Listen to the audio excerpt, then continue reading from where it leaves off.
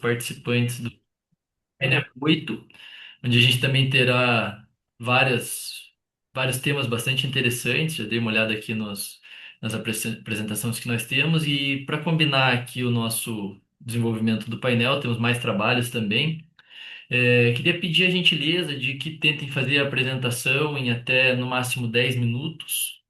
E a gente deixa o tempo final, eventualmente se sobrar um tempo ao final, para que a gente possa fazer comentários e discutir os temas apresentados, tudo bem?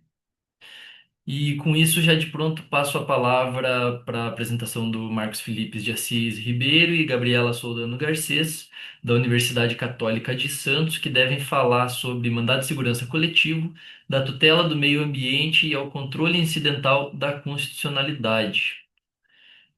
Fique à vontade para iniciar quando quiser. Obrigado. Bom, bom dia a todos, bom dia a todos. Meu nome é Gabriela, vou fazer só uma breve introdução para que o Marcos possa apresentar.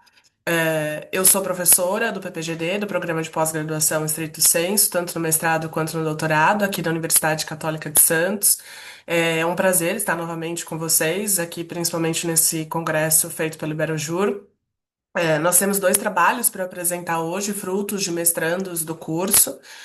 O primeiro trabalho é o do Marcos, que o professor Lucas já apresentou, do mandado de segurança coletivo, da tutela, do meio ambiente e ao controle incidental de constitucionalidade, onde a gente faz uma análise de como o mandado de segurança coletivo pode funcionar como essa ferramenta de controle de constitucionalidade incidental, ah, visando, né, com o objetivo de proteger o meio ambiente ecologicamente equilibrado. Isso porque o Marcos faz mestrado em Direito Ambiental aqui na Universidade Católica, é inclusive estagiário docente aqui do curso, e eu deixo para ele apresentar para que ele possa fazer todas as considerações. Obrigada.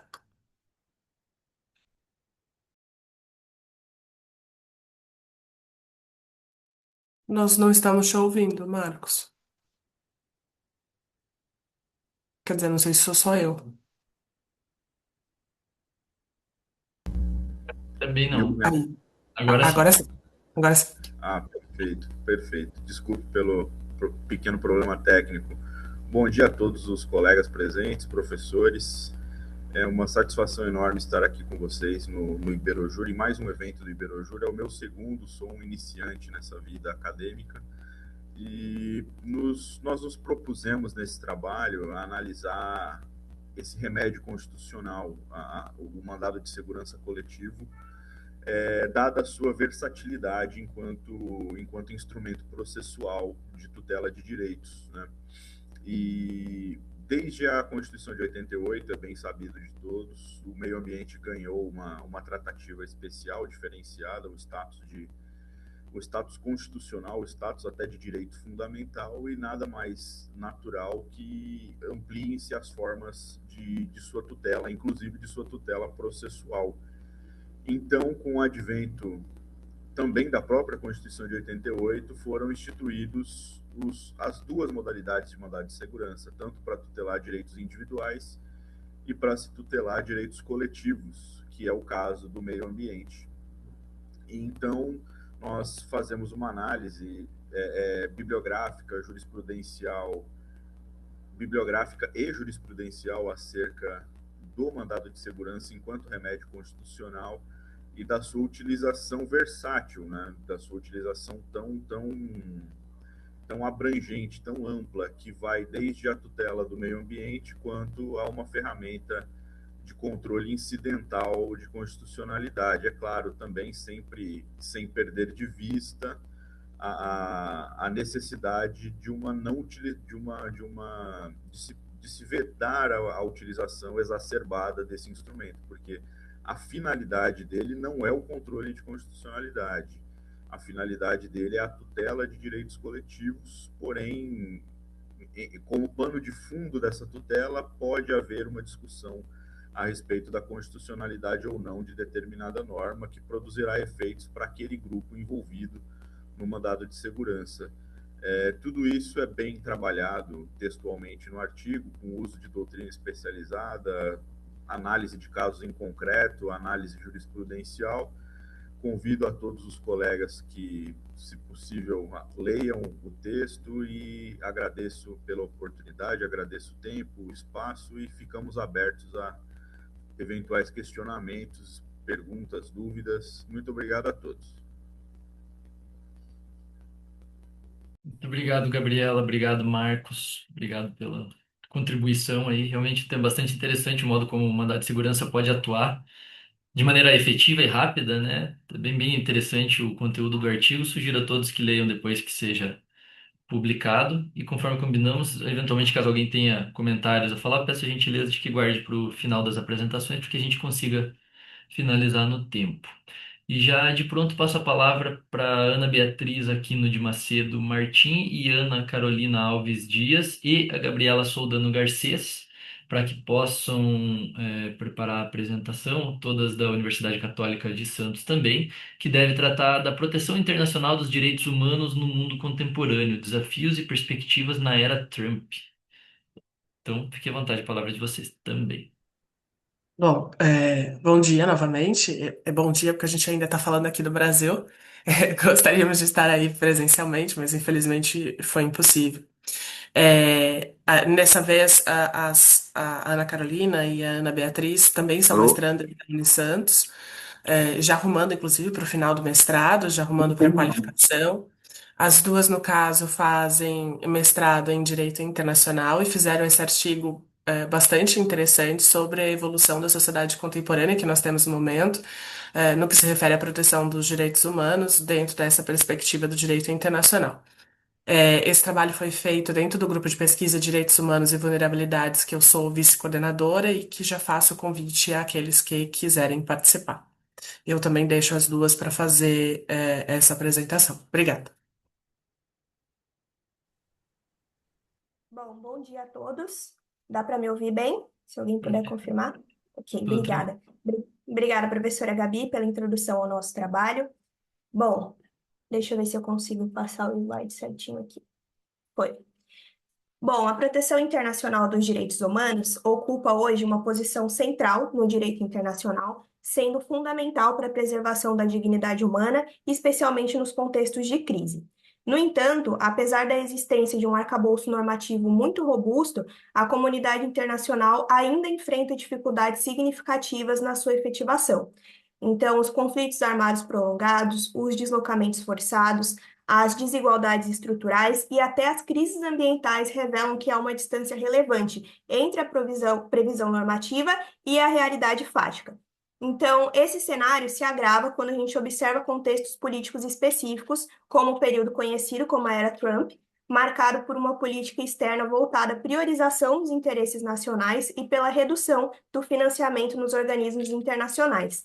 Esse tipo de postura evidencia como as decisões de grandes potências impactam diretamente o funcionamento dos mecanismos multilaterais, gerando uma tensão entre o ideal da universalidade dos direitos humanos e a sua aplicação seletiva na prática.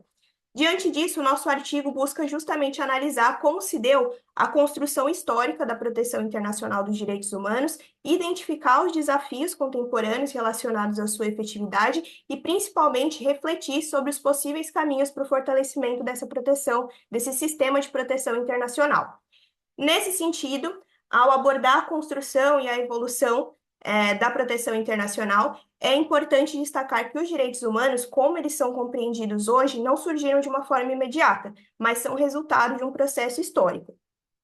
Um marco relevante que eu coloquei aqui no slide são as Convenções de Genebra, de 1949, que estabeleceram normas de proteção em contextos de conflito armado, mas foi somente após a Segunda Guerra Mundial, com a criação das Organizações das Nações Unidas e a adoção da Declaração Universal de Direitos Humanos, em 1948, que os direitos humanos realmente passaram a ocupar o centro da agenda internacional. A partir desse momento, se consolida a ideia de que os direitos humanos são universais, indivisíveis, que eles devem ser garantidos a todos, independentemente de qualquer condição. Esse movimento ele foi reforçado posteriormente com a adoção de instrumentos vinculantes, como os pactos internacionais de 1966, tanto o de direitos civis e políticos, quanto o de direitos econômicos, sociais e culturais, além da criação de sistemas regionais de proteção. Um outro elemento importante nesse processo é o reconhecimento das chamadas normas de jus cogens, que são as normas imperativas do direito internacional, como a proibição de violações graves de direitos humanos. Dentro desse contexto mais amplo, a proteção internacional dos refugiados é um dos pilares mais relevantes que a gente traz no nosso trabalho. Esse sistema também surge após a Segunda Guerra Mundial, diante do grande número de pessoas que são forçadas a deixar os seus países por perseguições e por conflitos, e a partir daí se tornou evidente a necessidade de um regime específico de proteção. A ONU desempenhou um papel muito importante nesse processo, um papel central, especialmente por meio do Acnur. No entanto, essa efetividade dessa proteção depende diretamente dos fatores políticos e de fatores financeiros também. E aqui entra o ponto central do nosso artigo. Os Estados Unidos, historicamente o maior financiador da ONU, foram os responsáveis por uma parcela significativa do orçamento da organização. E os cortes promovidos durante o governo Trump comprometeram diretamente a capacidade operacional da ONU, afetando os programas essenciais de assistência humanitária e, consequentemente, de proteção dos refugiados. Inclusive, o próprio Acnur alertou sobre essa redução de recursos e dizendo que não representa só uma dificuldade financeira, mas que é uma verdadeira crise de responsabilidade internacional com impactos concretos na vida de milhões de pessoas. Assim, o que a gente observa é que, embora exista um sistema internacional de proteção relativamente consolidado do ponto de vista normativo, a sua efetividade ainda depende fortemente da cooperação entre os Estados, da estabilidade política internacional e do compromisso com o multilateralismo. E é justamente nessa tensão entre a norma e a prática que se situam os principais desafios contemporâneos da proteção internacional dos direitos humanos. E aí eu passo a palavra para a minha colega Ana Beatriz, que vai dar continuidade ao trabalho. Bom dia, como a Ana Carolina estava... Dá para me ouvir direitinho? Perfeito. Então tá bom. Como a Ana Carolina estava explicando, né, ao falarmos de direito internacional contemporâneo, existe uma promessa central, que é justamente essa proteção universal da dignidade humana. Só que essa promessa, ela surge justamente da superação de uma lógica que era puramente estatal. Só que na crise atual em que nós vivenciamos atualmente, principalmente quando falamos de era Trump, surge a seguinte pergunta, né? Será que o direito internacional ele consegue, de fato, proteger essa dignidade humana? Porque em muitos contextos atuais, nós vemos que os próprios estados, os quais deveriam proteger, passam a violar direitos humanos, né? Ou seja, há uma inversão de função. O garantidor, ele se transforma, na verdade, no agente de vulnerabilidade. E aí o direito internacional, ele atua nessa vertente, na maioria das vezes, de uma forma reativa, ou seja, depois que o dano já aconteceu. E aí, além disso, né, ao falarmos de proteção internacional, como a Ana também estava explicando, nós falamos também em cooperação entre os estados, né, o multilateralismo. Só que a gente também sabe que esse multilateralismo ele se encontra em crise.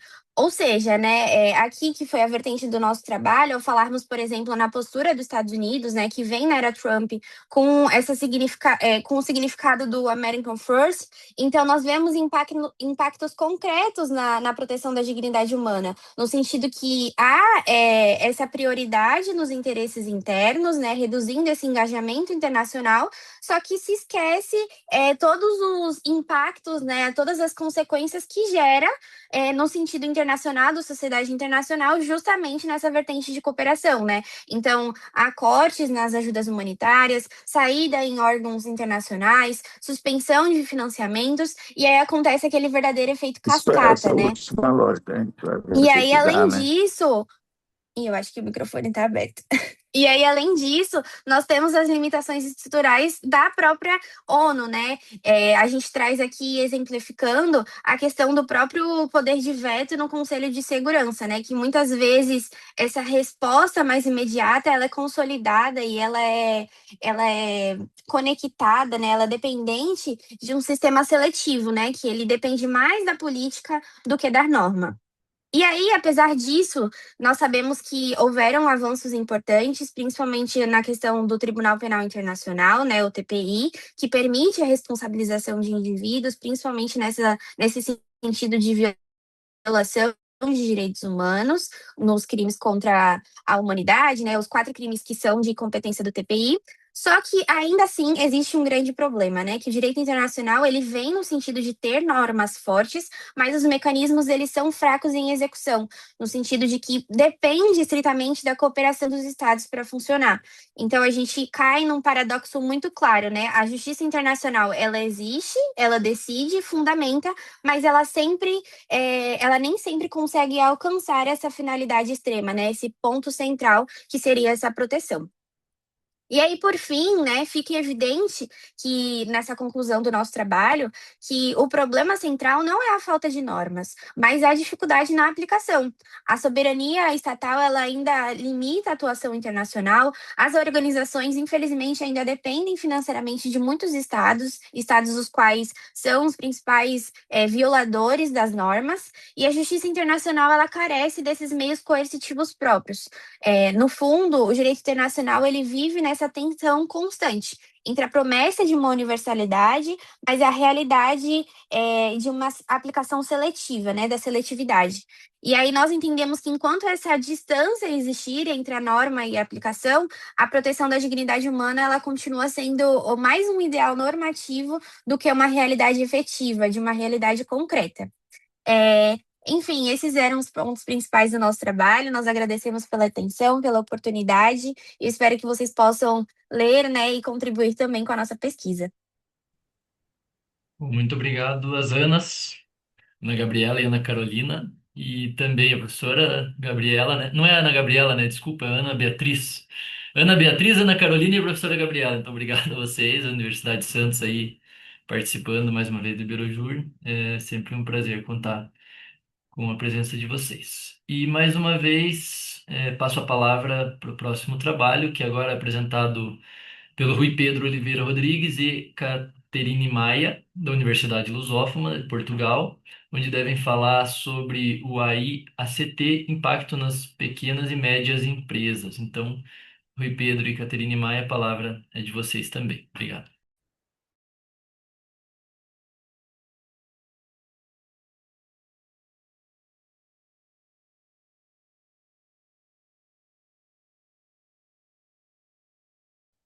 Eu vi aqui nos presentes, acho que nenhum dos dois está presente, né? Se alguém tiver por aí, avise. Mas, então, diante da ausência no momento do Rui Pedro e da Caterine Maia, oi? Pois Passo. não, doutor Frederico, pois não. Não, eu estava procurando o Rui Pedro e a Caterine Pois, Maia para apresentar o trabalho, mas acredito que eles não estão presentes. Daí eu já passo para o próximo, caso eles conectem, depois ao final a gente coloca a apresentação deles. Então já passaria a palavra para Marta Rial Martínez de Alegria, da Universidade de Santiago de Compostela, na Espanha, para que possa apresentar aqui para nós sua pesquisa. Hola, buenas tardes. Voy a Bastante. compartir una presentación de PowerPoint. Espero que se vea bien. ¿La veis bien? Vale, fenomenal. Bueno, buenas tardes a todas y a todos. Bueno, me presento, soy Marta Real, soy doctoranda en Derecho Penal por la Universidad de Santiago de Compostela y nada, quería aprovechar ya este momento para agradecer al Comité Científico la oportunidad de permitirme estar aquí esta tarde con todos ustedes. Y bueno, sin más dilación paso a exponer lo que va a ser el contenido de mi comunicación, que como muy bien presentó Lucas, se trata sobre la inteligencia artificial generativa y las deepfakes pornográficas en menores y sobre el vacío legal que existe en el ordenamiento jurídico penal español.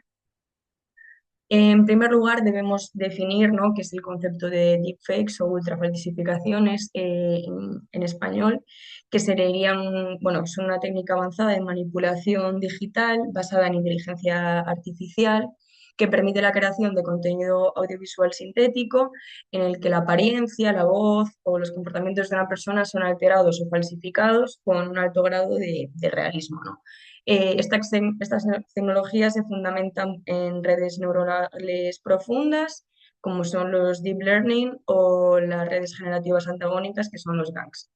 En este momento, las deepfakes se pueden utilizar tanto para hacer el bien como para hacer el mal, ¿no? En el primer caso, aquellas que se utilizan para hacer el bien son las deepfakes for good y que se pueden emplear, como podéis ver ahí en la presentación, para material didáctico, mediante recreaciones históricas o herramientas de aprendizaje de idiomas, para una investigación directiva mucho más eficaz, en industrias creativas, al poder ayudar pues, a cineastas o artistas a producir un contenido que de otro modo sería excesivamente caro, y luego a nivel social también pueden facilitar pues, iniciativas comunitarias o campañas de concienciación que puedan fomentar la unidad y la comprensión.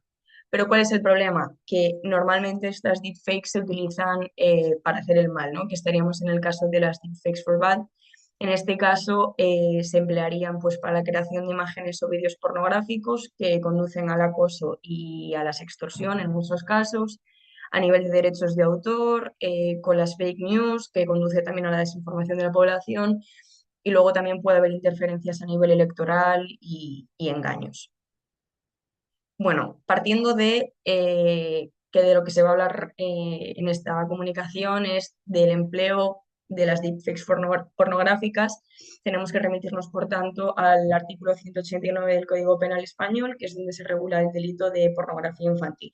Antes de la Ley Orgánica 1/2015, el apartado séptimo del artículo 189, eh, además de todos los verbos típicos que podéis leer ahí, castigaba a quien por cualquier medio material pornográfico, o sea, por cualquier medio material pornográfico en el que no habiendo sido utilizados directamente menores incapaces, se emplee su voz o su imagen alterada o modificada. Es decir, antes del 2015, las deepfakes que estamos teniendo ahora mismo tendrían perfectamente encaje en la legislación penal, ¿no?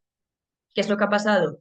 Que posteriormente, con la Ley Orgánica 1/2015, que modificó de manera muy profunda el Código Penal español, este apartado del artículo 189 se eliminó por adaptar la normativa interna a la Directiva Europea, la 2011/92, y en ese momento se introdujo el concepto de imágenes realistas y se equiparó penológicamente la pornografía real y la simulada, que hablaremos ahora de ellas, ¿no? Pero en este momento la pregunta que nos surge es si existe un vacío legal o no en base a lo que ahora consta en nuestro Código Penal.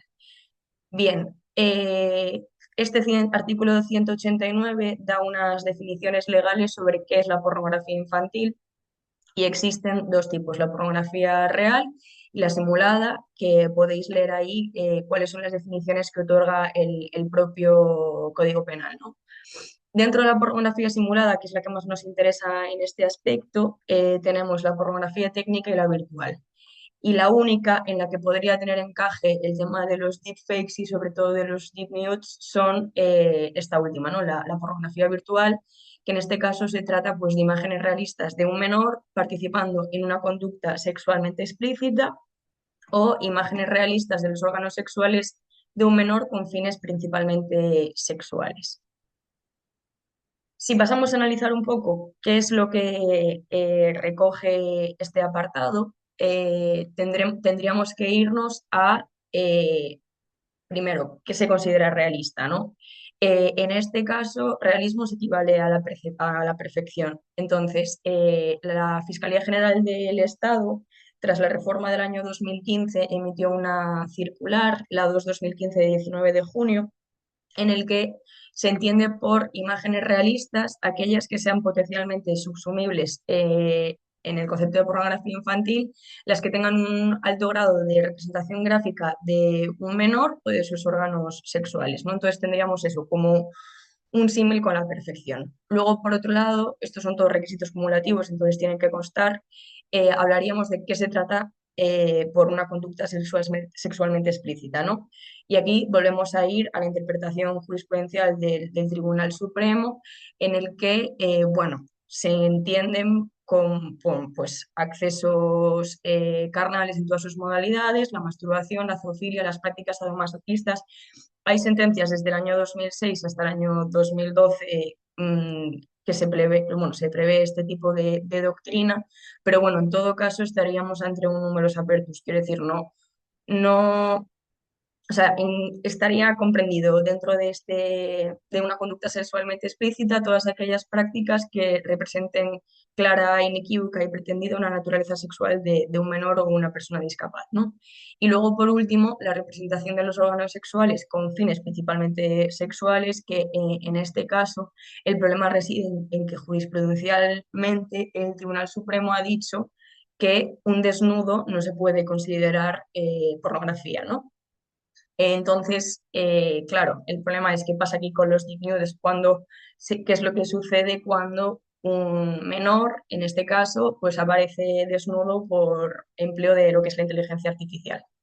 Bueno, os expongo aquí un caso real que ha sucedido aquí en España. Os dejo referenciada también la sentencia en el que, bueno, no existe como mucho razonamiento jurídico porque las partes llegan a un acuerdo con el fiscal, es una sentencia dictada en conformidad, pero sí que es cierto que aquí se les castigó a unos menores de un instituto que cogieron imágenes de WhatsApp y de redes sociales de sus compañeras de clase y mediante el empleo de esas plataformas de inteligencia artificial que podéis ver ahí, lo que hicieron fue desnudarlas, ¿no? Lo que pasa es que en este caso sí que había como un énfasis muy claro en las partes sexuales de estas niñas. Entonces, pues por eso se les castigó con un delito de pornografía infantil y además de un delito contra la integridad moral.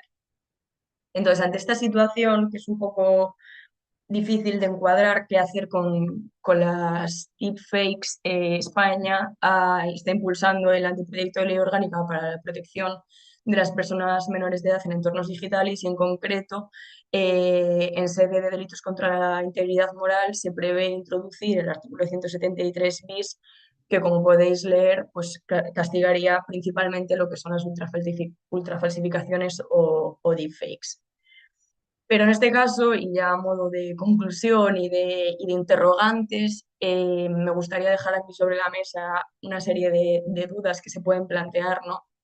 Y es que en este caso, si ese artículo 173 bis que se pretende introducir cubriría aquellos supuestos en los que no se simulen actuaciones de gran contenido sexual o que sean gravemente vejatorias. Al hilo de esto último, eh, el gravemente vejatorio no consta en ninguna parte dentro del Código Penal, no consta en ningún otro tipo de delitos, por lo que estaríamos otra vez ante una gran inseguridad jurídica y tendríamos que atender un poco a lo que el Tribunal Supremo dictamine, ¿no? Entonces, las víctimas que durante todo ese proceso sufran este tipo de conductas realmente no van a tener una protección real. Luego, por otro lado, si estaría realmente bien ubicado dentro del Código Penal y si la integridad moral sería el único bien jurídico a proteger. Yo entiendo que no. Entiendo que, bueno, hay otra, o sea, además de la integridad moral, que evidentemente sí, también habría que proteger la intimidad, la propia imagen o bienes jurídicos colectivos, como en este caso puede ser la infancia e incluso la indemnidad sexual, que bueno, al hilo de esto último, yo también propondría introducir dentro del artículo 189, que ya regula la pornografía infantil, algún aspecto relativo a la inteligencia artificial y al hilo de esto último, como dije anteriormente, si realmente habría un menoscabo a la libertad sexual de los menores cuando realmente se están publicando imágenes creadas de manera artificial con inteligencia artificial, valga la redundancia. Y nada, bueno, simplemente con esto termino. Muchísimas gracias por vuestra atención y nada, si tienen alguna duda, pues me la formulan. Muito obrigado também, Marta. Muitas graças. Nada. Tema também bem complexo e difícil de resolver também, né? Tudo que envolve, acho, essas novas tecnologias acaba sendo muito difícil e complexo. E já de pronto, então, passo a palavra para o Frederico Antônio Lima de Oliveira, que tem aqui dois trabalhos para apresentar para nós. O primeiro se chama Integridade Jurídica e Estabilidade Constitucional, o controle de poder pelas Cortes Supremas e limites flexíveis das soberanias contemporâneas, o contraponto da soberania não protegida.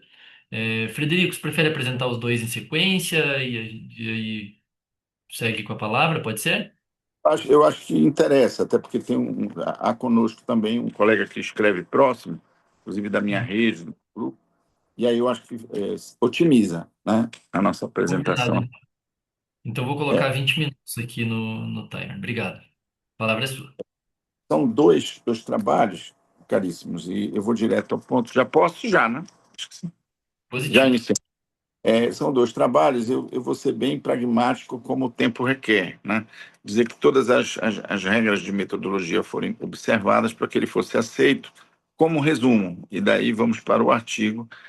Ele tem uma pretensão de discutir a integridade, esse é o ponto, e a estabilidade dentro da Constituição, e como as jurisdições constitucionais, sobretudo a brasileira, têm trabalhado isto, em meio a que o federalismo orgânico brasileiro e a estrutura da soberania, que é ainda moderna, do ponto de vista da penetração das normas nacionais e internacionais, com relação à densidade, à concreção, eu não digo subjugada, mas ela tem sido tensionada a um ponto do que se vê na doutrina nacional e internacional. Esta lógica, que já foi trabalhada como filtragem constitucional, tem passado no escrutínio tanto da Constituição como do nosso Supremo Tribunal Federal, para chegar ao ponto que este pequeno trabalho ele trabalha, ele se propõe, né, a discutir uma integridade necessária para o ordenamento, né, dentro de uma soberania definida, como moderna num território definido, uma organicidade de competências organicamente definida, uma ordem jurídica. Essa integridade nos obrigaria, teoricamente, a ter poucos conflitos e poucas divergências de entendimento não pacificadas, né, por nossa corte orgânica, que é o STJ, né, e porventura entendidas e alinhadas constitucionalmente pelo STF. Este problema de aumento deste ruído na nossa ordem jurídica, ele contrasta, né, com uma necessária estabilidade que a Constituição tem, uma pacificação de entendimentos, que, por sua vez, também não é tão simples num país plurimo, tanto social como juridicamente.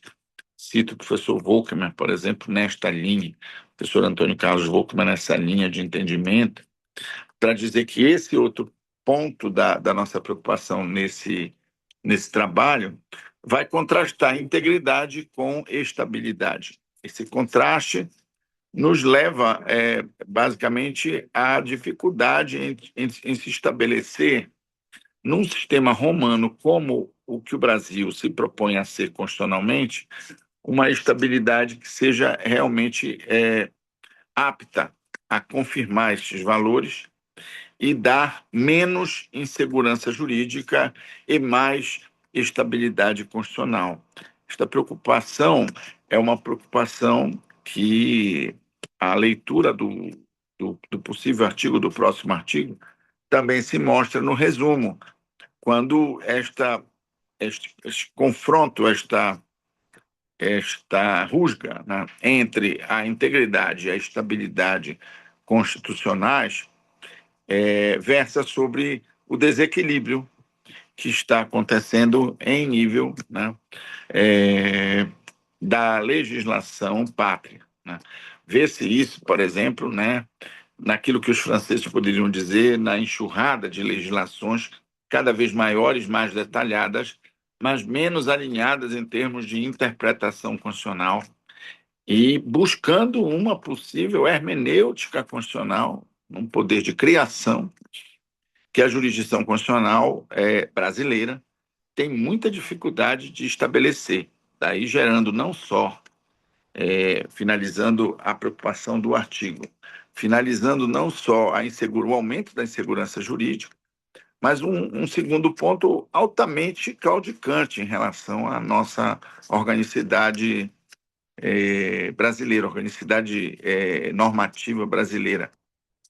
Claudica, sim, no sentido de haver uma disputa quase patente entre os poderes constituídos, né, entre os limites e restrições da Constituição. Por vezes, se vê o desequilíbrio, a instabilidade e, portanto, a insegurança no avanço ativista do STF e, de outro lado, né, da dificuldade de manutenção íntegra do ordenamento o que gera uma maior consequente ilegitimidade.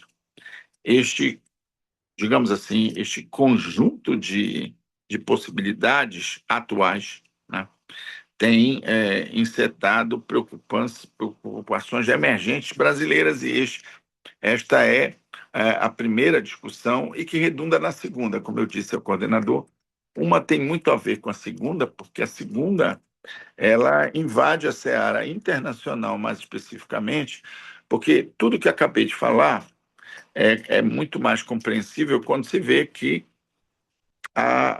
o organismo, né, jurídico brasileiro, do ponto de vista do poder, ele se estrutura, como eu disse antes, ainda numa perspectiva moderna. Eu quero dizer, com os elementos da teoria geral do Estado já conhecidos, inclusive território, soberania, né? E uma noção patriota de valores que faz com que o Estado brasileiro esteja ou venha a estar preparado para agir em termos de uma reação quando violado, quando discutido em seus limites soberanos. Essa possibilidade, quando é contrastada com a possível não defesa, é o que finaliza, vai caminhando para a preocupação da segunda escrita, do segundo texto, segundo artigo, e vai se dizer isso como a não defesa soberana, né? Pode, para alguns, né, encetar uma discussão na seara internacional para uma intervenção, né, que pode chegar às lides de ser uma intervenção militar. Isto parecia algo absolutamente impossível, eu diria, do ponto de vista moderno, sem uma declaração de guerra ou sem um estágio anterior, via ONU e via os organismos pós-Segunda Guerra Mundial serem consultados, autorizados ou pré-constituídos, pré-consultados, né? Pré-questionados. Mas isso não tem sido visto como uma realidade, ao contrário, né? Onde eu quero chegar é que situações recentes, que eu não vou citá-las e todos nós estamos vivenciando, nos recomendam a grande preocupação em que o Pacto Internacional, quanto ao direito internacional público e seus princípios, não tem sido acalentado e, ao contrário, tem sido violado. Este pacto vai fazer com que as possíveis declarações de intervenção, né, possam lesionar de morte, né, a estrutura dos Estados contemporâneos. A troco, na verdade, onde estruturas que não são democráticas, e por mais que não sejam ditatoriais, são meramente autocráticas, né? Venham a envidar esforços em prol, né, de uma possível defesa dos menos favorecidos em nível soberano, né? Essa discussão é uma discussão que me parece, numa seara maior, né, ofende gravemente os princípios da ordem internacional pós-Segunda Guerra Mundial. Essa é a segunda preocupação do segundo texto. São os dois textos que eu tentei colimá-los, né, dentro de uma explicação apenas. Muito obrigado, Frederico. Temas também bastante interessantes e atuais, né? Tudo bastante presente, coisas que a gente vê no noticiário no dia a dia. E parabéns aí pelas apresentações e pelo poder de síntese que conseguiu trazer com bastante clareza os objetivos dos textos aí dentro do tempo estimado. Muito obrigado. E eu queria pontuar também a consideração pela UNAMA, uma universidade que eu gosto muito. Tive aí em Belém já 3 vezes no ano passado. Esse ano pretendo ir de novo. Não sei se fala de Belém, que eu sei que a UNAMA tem outras frentes, né? Mas queria pontuar aí que é uma universidade que eu tenho um grande apreço. E já de pronto passo a palavra para Catarina Sampaio e Suzana Souza Machado, que de Não, Portugal vão falar. professor, em ordem, pela ordem, tem um texto que eu apresentei junto com o doutor Frederico. Ah, me desculpa, fique à vontade para continuar. Ok, sem problema nenhum. Vamos lá, então. Eu agradeço a ordem, então. Agradeço a coorientação pelo professor Frederico Oliveira. Primeiro, olá, doutor Lucas. Agradeço também a oportunidade, ao doutor Fábio Veiga também. Meu nome é Amadeu Vidoni Júnior, eu sou doutorando pelo programa da Títulos Educação em convênio com a Faculdade de Direito de Vitória, e em coautoria apresentei esse pequeno texto, essa pequena reflexão, uma breve introdução à discussão sobre a propriedade intelectual e as novas tecnologias. E ele se inclui dentro especificamente da propriedade industrial de invenção criada através da inteligência artificial generativa, né? Em que teço algumas breves reflexões, mas importantes até para o cenário brasileiro da propriedade intelectual. O nosso resumo se apresenta através do método dedutivo, estudando um caso, que é o caso Dabos, que foi julgado pelo Tribunal de Justiça do Reino Unido. É um caso bastante conhecido na seara da patente e da inteligência artificial, e que, portanto, teve uma série de reflexos, inclusive no Brasil. Então, ele começou com, efetivamente, a tentativa de patentear duas invenções, uma, na verdade, para a embalagem de alimentos, outra para a questão de uma luz intermitente. E todas essas duas invenções foram feitas ou criadas com a ajuda da inteligência artificial.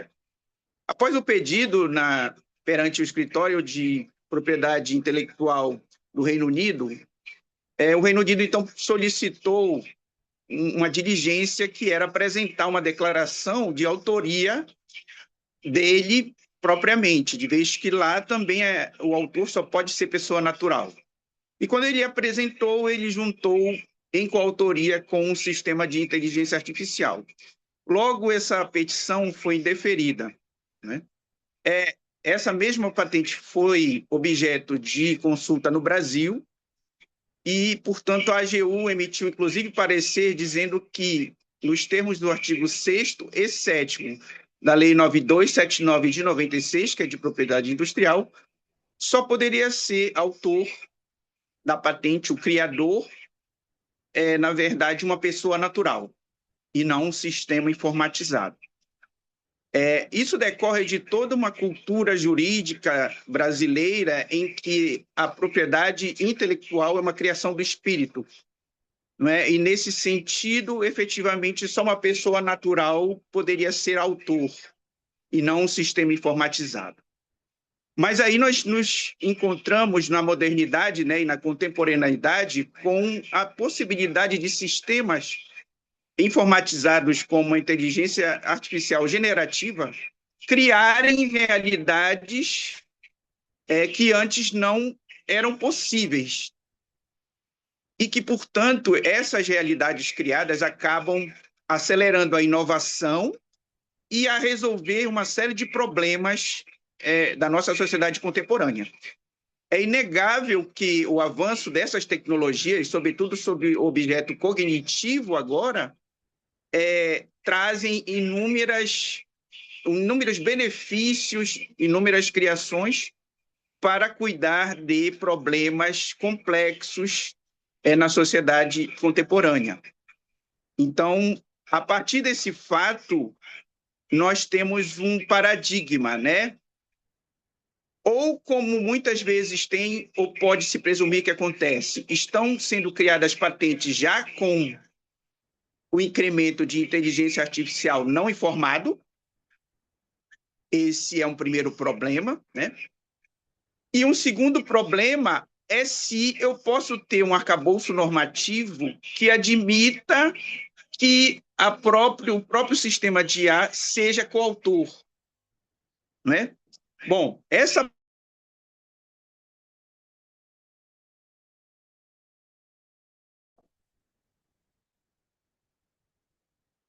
Opa. Que acho que travou o áudio, não sei se para todo mundo.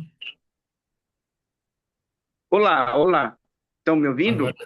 Agora sim. Pronto.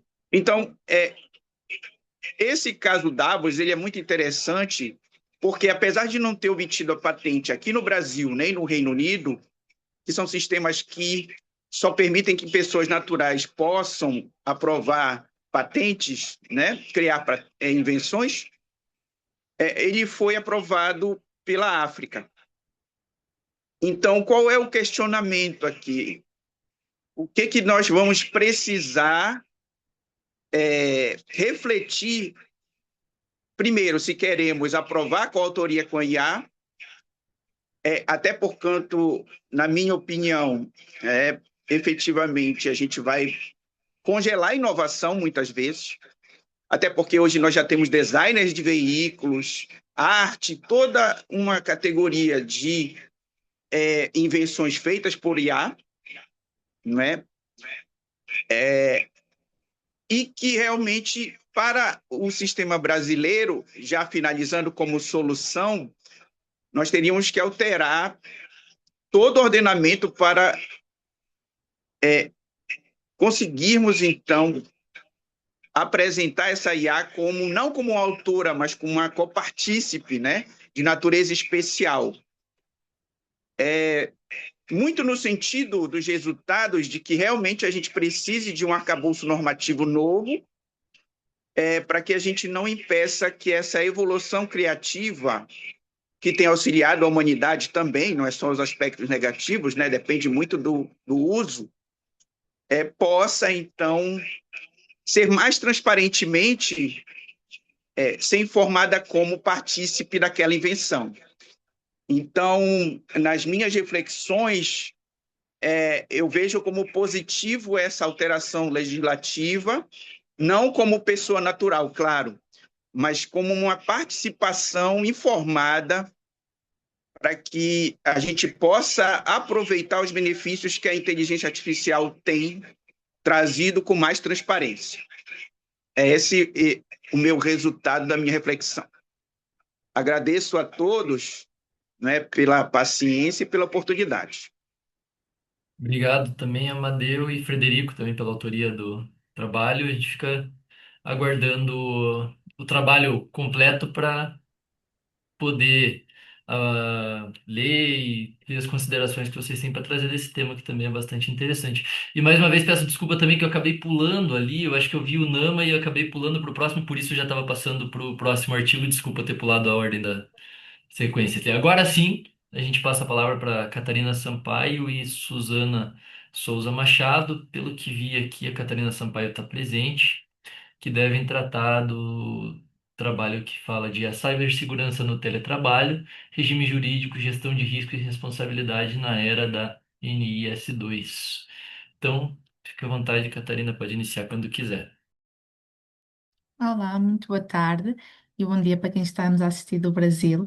Eu vou partilhar aqui o ecrã com a minha apresentação e apenas estarei hoje aqui na apresentação porque a professora Susana não consegue estar presente, mas mesmo assim penso que hum, correrá tudo bem. Penso que estão a ver a apresentação Sim, completa no ecrã tudo inteiro? certo. Modo de apresentação Bom, perfeito.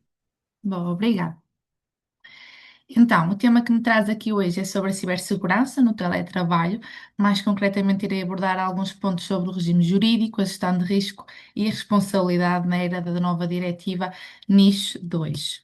Ora, este tema da cibersegurança no teletrabalho está a ser alvo de desenvolvimento no âmbito do meu projeto de doutoramento que iniciei no ano passado, sendo que para esta apresentação, e tendo em conta a limitação do tempo, irei abordar apenas alguns pontos que tenho então investigado até agora.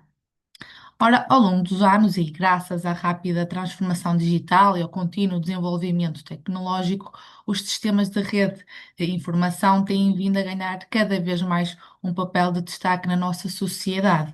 Atualmente, setores cruciais como a energia, os transportes, a saúde, dependem fortemente de redes cada vez mais interligadas. No entanto, um universo digitalmente interligado não é necessariamente um universo mais seguro. A evolução digital originou um alargamento do cenário de ciberameaças, colocando então em risco a confidencialidade e a integridade dos nossos sistemas.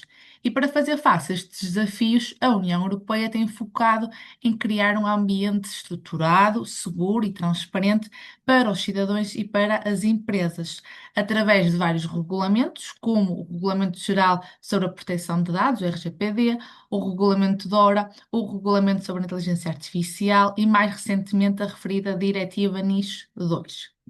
Ora, por outro lado, acrescenta a adesão ao regime do teletrabalho e decorrente maior número de trabalhadores aceder remotamente às redes da empresa e muitas vezes sem a necessária formação e segurança, contribuiu para um aumento significativo dos riscos de ataques cibernéticos. E por isso o foco com esta apresentação é analisar então de que forma as normas jurídicas atuais impõem deveres de diligência aos empregadores e como se deve adaptar a gestão deste risco ao contexto do teletrabalho. Sendo que então, para esta apresentação, irei apenas focar-me na referida Diretiva da União Europeia 2022/2555, também conhecida como Diretiva NIS 2. Esta diretiva foi destinada a garantir um elevado nível comum de cibersegurança em toda a União Europeia. Sendo que em Portugal o Decreto-Lei 125/2025, que foi publicado em dezembro do ano passado, transpôs esta diretiva para o nosso ordenamento jurídico, aprovando então um novo regime jurídico da cibersegurança em Portugal. E este regime é determinante, abrange cerca de 17 setores da nossa indústria e a administração pública, aplicando exigências transversais e proporcionais à dimensão de cada entidade e pretende então embutir a cibersegurança na cultura organizacional do tecido empresarial português e então na administração pública, garantindo uma maior resiliência face ao aumento e a sofisticação das ameaças cibernéticas. Quanto ao teletrabalho, em Portugal, esta figura existe no nosso ordenamento jurídico desde 2003, tendo sido fortemente atualizado em 2022 pela Lei nº 83/2021 e em 2023 pela Lei nº 13/2023, para se ajustar então à nova realidade laboral, nomeadamente então com a acrescente adesão a este regime. Ora, o regime de teletrabalho faz referência expressa à segurança da informação, é o artigo 169b, número 2, a linha B, que nos diz que é dever do teletrabalhador cumprir as instruções do empregador no que respeita à segurança da informação utilizada ou produzida no desenvolvimento da atividade contratada. Ora, aqui esta segurança deve ser entendida no sentido amplo, de maneira então a incluir as regras de cibersegurança. Ora, no nosso Código de Trabalho temos então este dever de obediência às instruções dadas.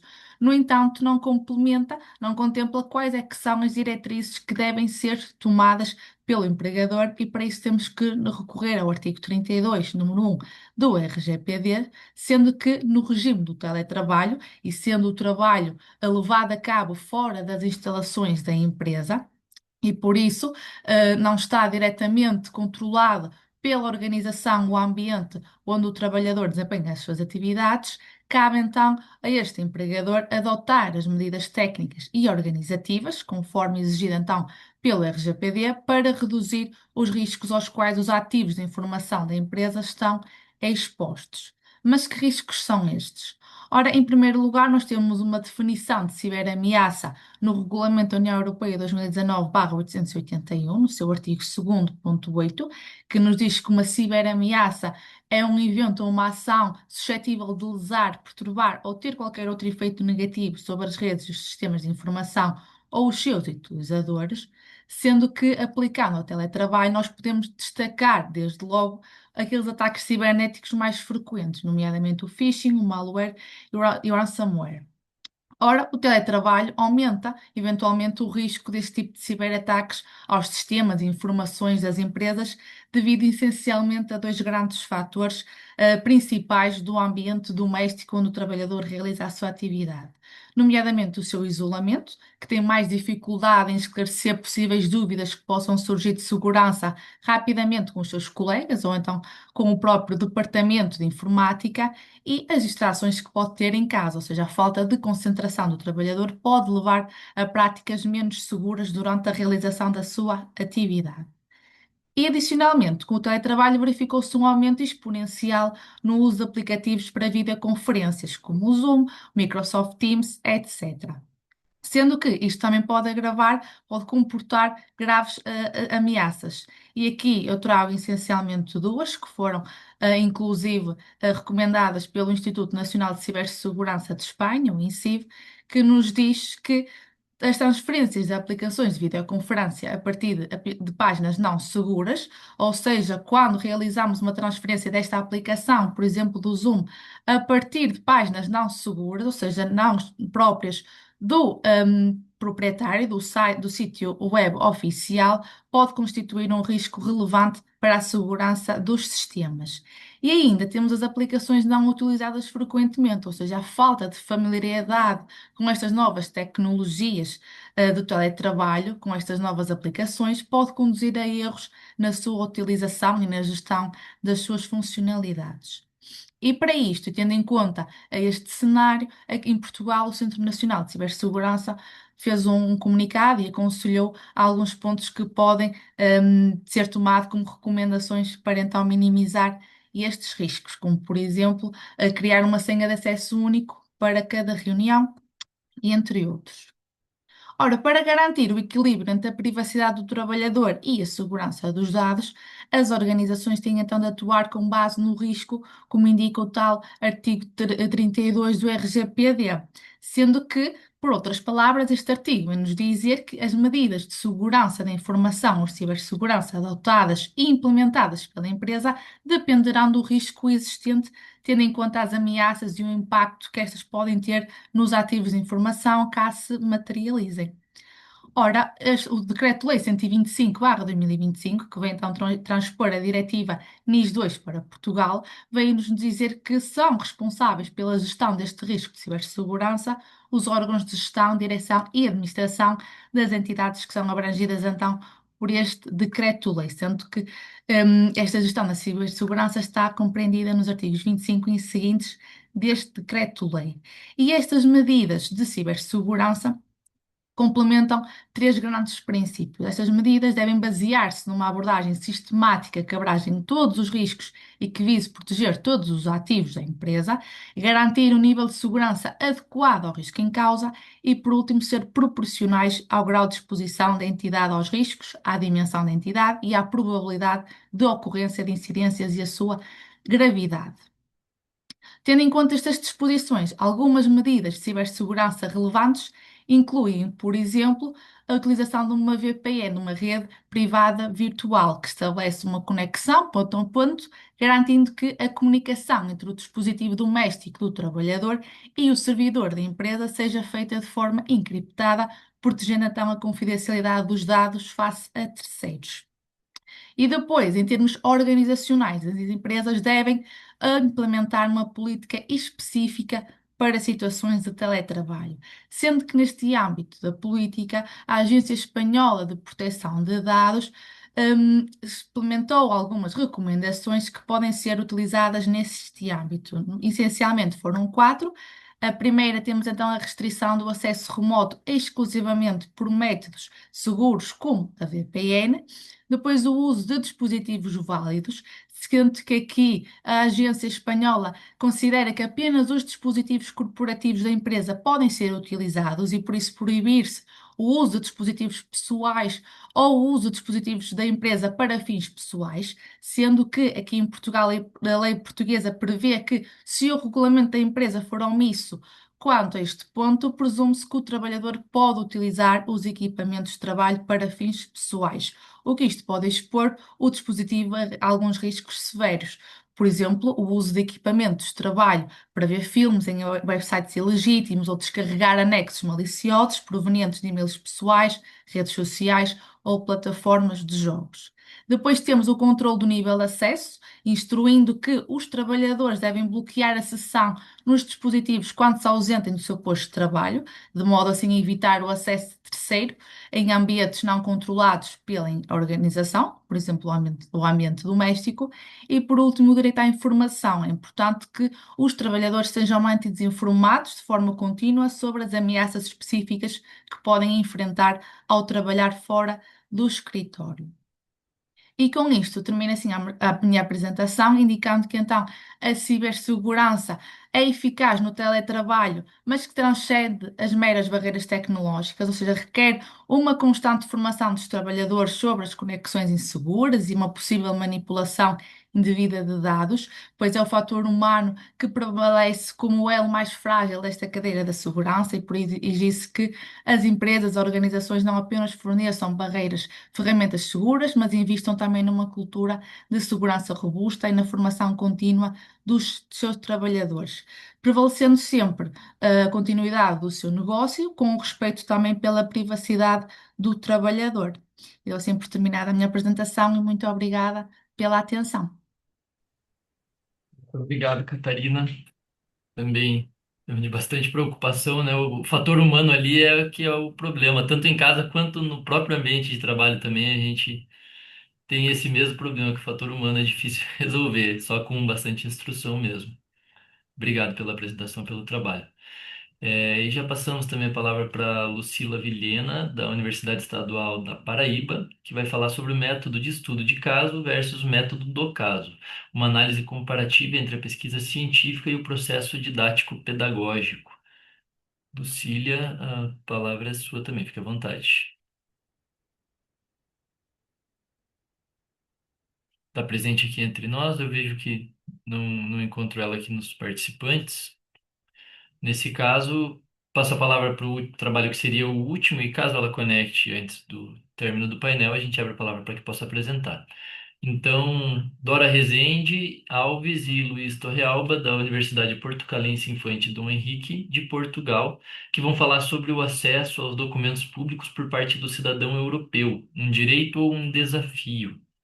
Então, fique à vontade para fazer a apresentação também quando quiserem. Obrigado.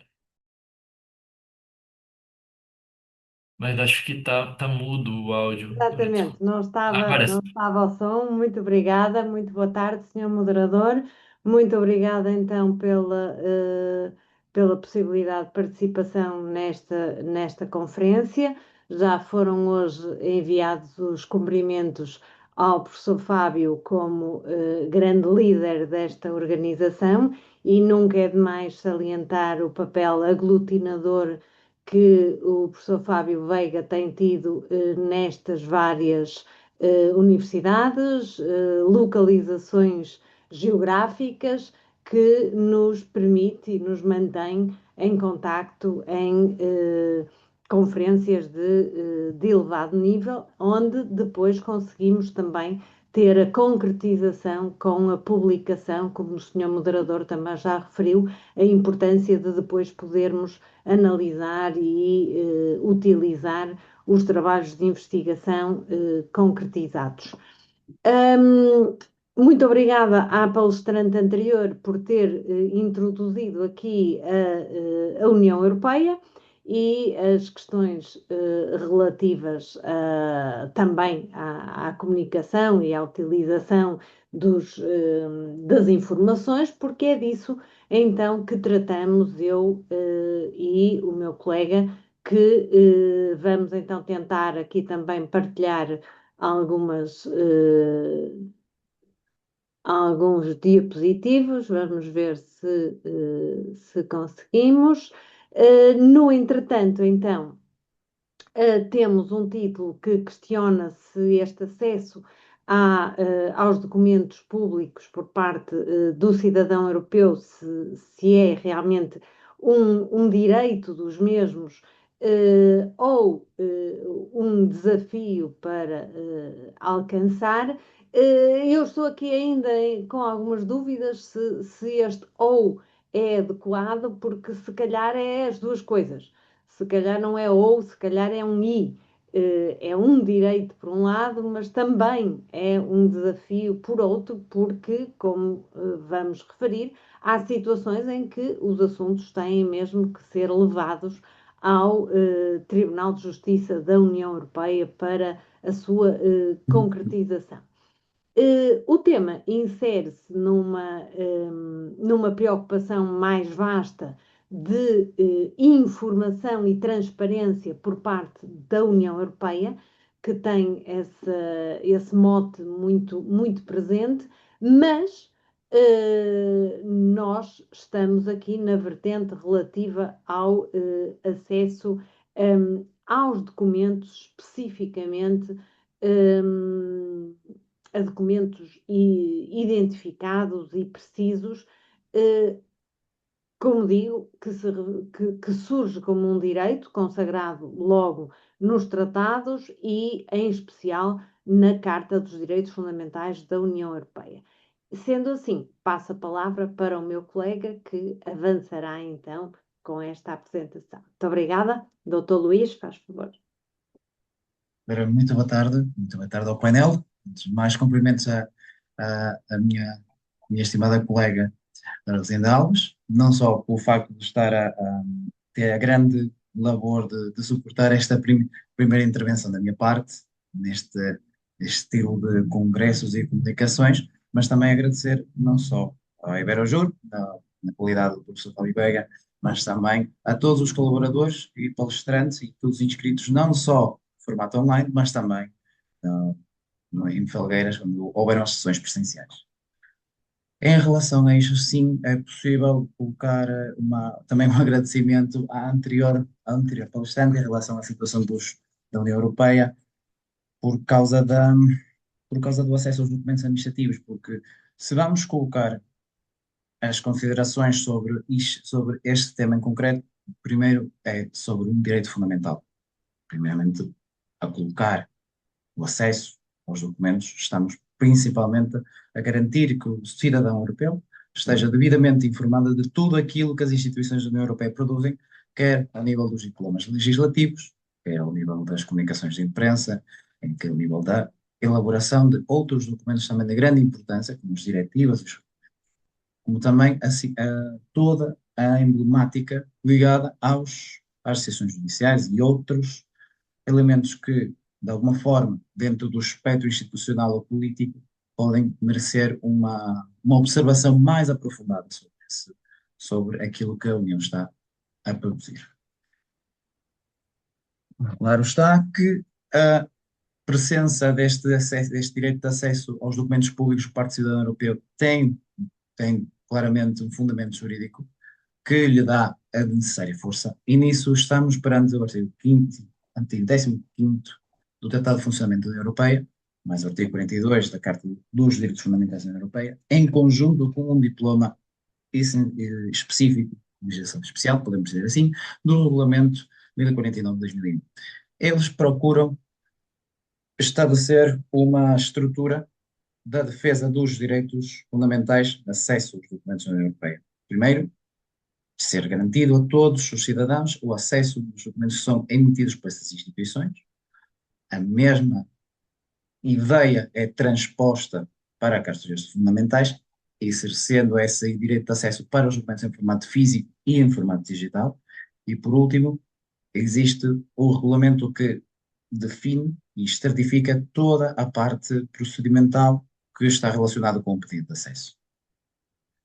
Nessas referências, podemos já colocar num primeiro momento aquilo que é o mais essencial do acesso aos documentos da União Europeia, que seria o acesso às plataformas. No caso da plataforma Eulex, que em grande parte de todos os colegas aqui presentes e em outras situações também, poderão fazer essa consulta dos textos legislativos e outros através dessa página em concreto, sendo um compêndio geral para a consulta desses documentos. Contudo, o que fiz referência neste momento se trata de o acesso à informação, seja através da página da Eulex, seja através da página do Tribunal de Justiça da União Europeia, ou das várias plataformas ou landing pages, podemos dizer assim, das instituições da União Europeia. Não se pode confundir isto com o acesso aos documentos.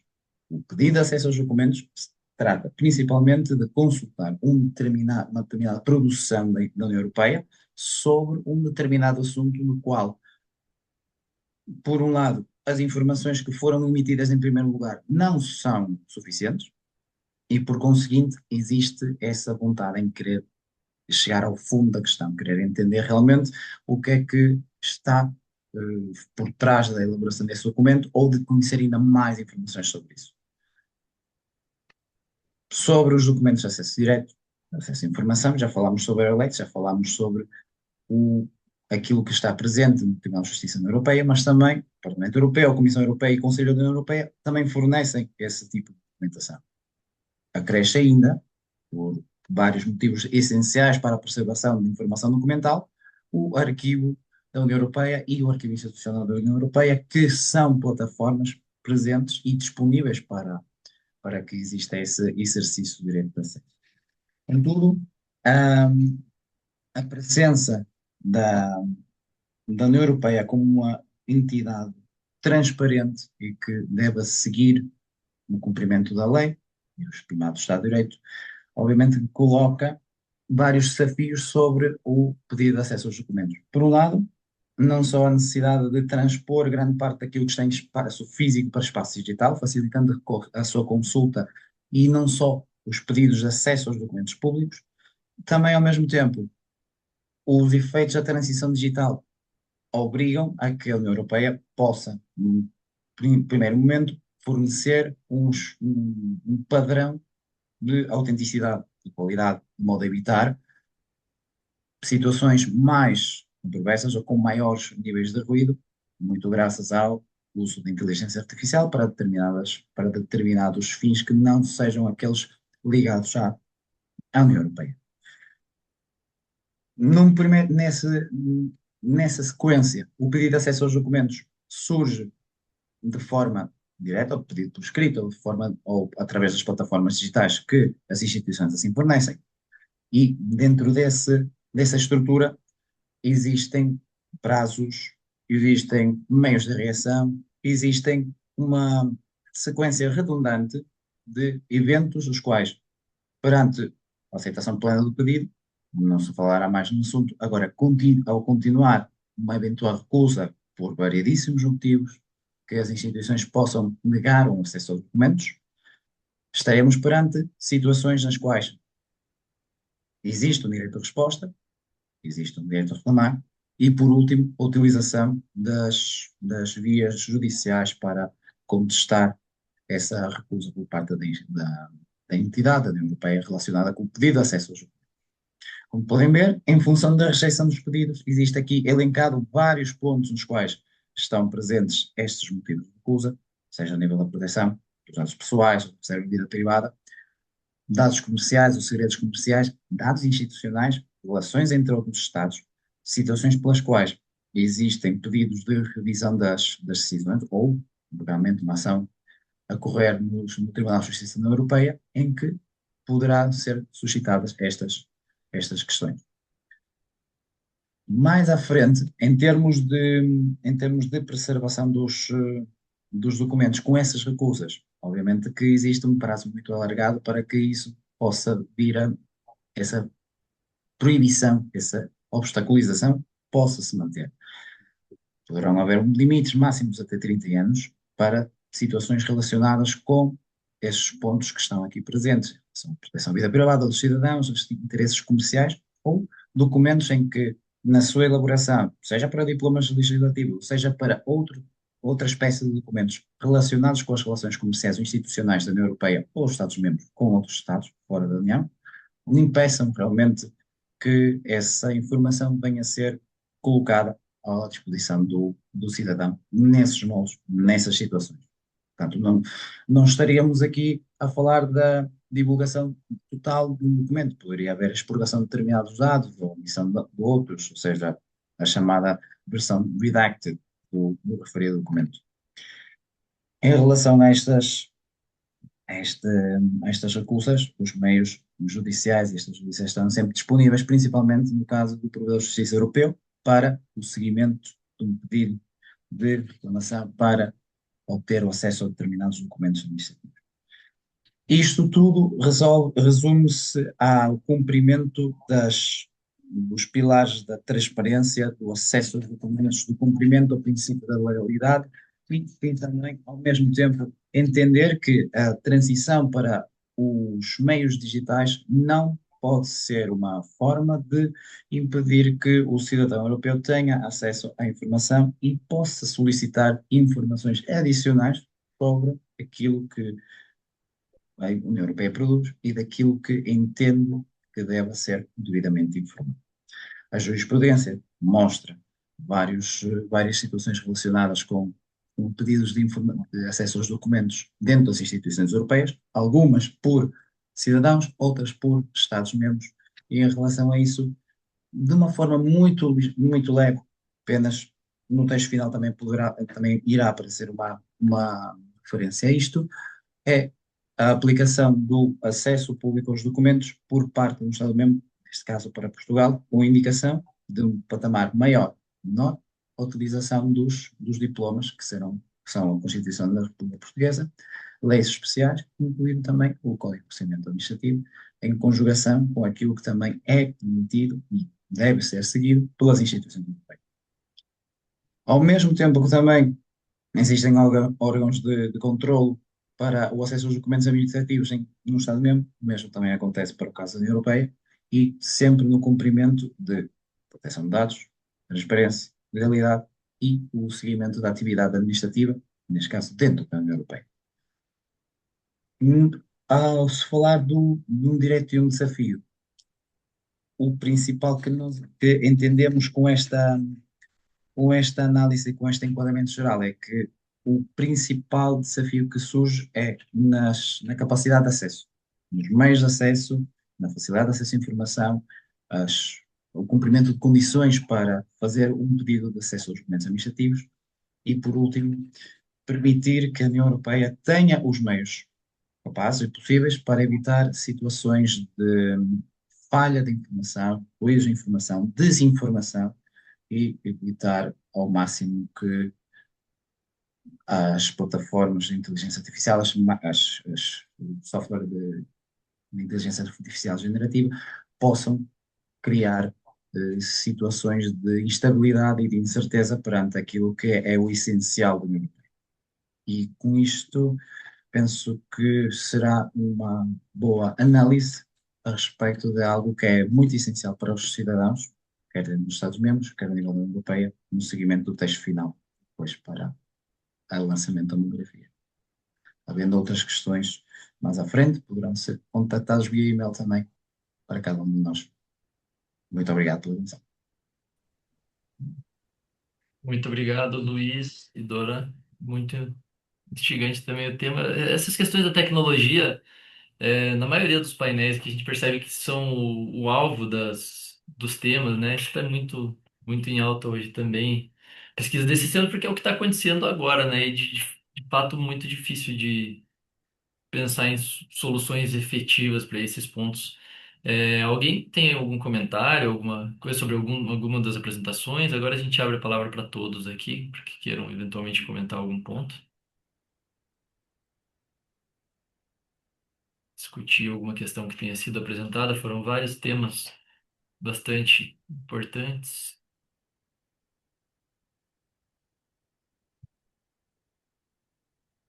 Então, como não temos nenhum comentário, a gente encerra aqui o painel 8 exatamente no tempo pretendido, agora aqui no Brasil, meio-dia.